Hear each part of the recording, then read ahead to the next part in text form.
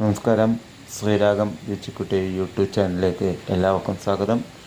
നമ്മൾ ഇന്നിവിടെ ഉണ്ടാക്കാൻ പോണ വിഭവം ഒറ്റയപ്പമാണ്. ഒറ്റയപ്പം എങ്ങനെ ഉണ്ടാക്കാമെന്ന് നമുക്ക് നോക്കാം. അതിന് മുമ്പായിട്ട് ശ്രീരാഗം രുചിക്കുട്ടി യൂട്യൂബ് ചാനൽ ഒന്ന് സബ്സ്ക്രൈബ് ചെയ്യുക. നോട്ടിഫിക്കേഷൻ കിട്ടാൻ വേണ്ടി ബെൽ ബട്ടൺ അമർത്തുക. വീഡിയോ ഇഷ്ടപ്പെട്ടാൽ ലൈക്ക് ചെയ്യുക, കമൻറ്റ് ചെയ്യുക, ഷെയർ ചെയ്യുക.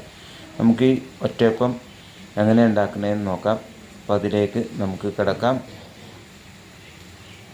നമ്മൾ ഈ ഒറ്റയപ്പം എന്ന് വെച്ച് കഴിഞ്ഞാൽ ഗണപതിക്കാണ് നമ്മൾ ക്ഷേത്രങ്ങളിൽ നേദിക്കുന്നത്. അപ്പോൾ എന്തായാലും ക്ഷേത്രങ്ങളിലാണ് കൂടുതലും ഒറ്റയപ്പം ഉണ്ടാക്കാറ്.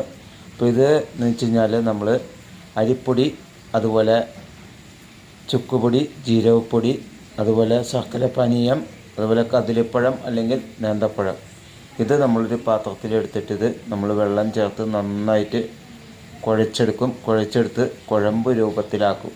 എന്നിട്ട് ഇതെങ്ങനെ ഉണ്ടാക്കണമെന്ന് നോക്കാം. നമ്മൾ ഈ ഒറ്റയപ്പം ഉണ്ടാക്കുന്ന അപ്പച്ചട്ടിയിലോ അല്ലെങ്കിൽ ദോശക്കല്ലിലോ ആണ്. എന്തായാലും കുറച്ച് നെയ്യ് ഒഴിച്ചിട്ടുണ്ട്. ചൂടായി കഴിഞ്ഞാൽ നമുക്ക് ഈ ഒറ്റയപ്പത്തിൻ്റെ മാവ് അതിലേക്ക് ഒഴിക്കാം. നമ്മുടെ നെയ്യ് ചൂടായിട്ടുണ്ട്. നമുക്ക് അപ്പച്ചട്ടിയിലേക്ക് കുറേശ്ശെ മാവ് ഒഴിക്കാം. ഒഴിച്ചിട്ട് നമുക്ക് ഒരു പാത്രം വെച്ച് അടച്ചു വയ്ക്കാം.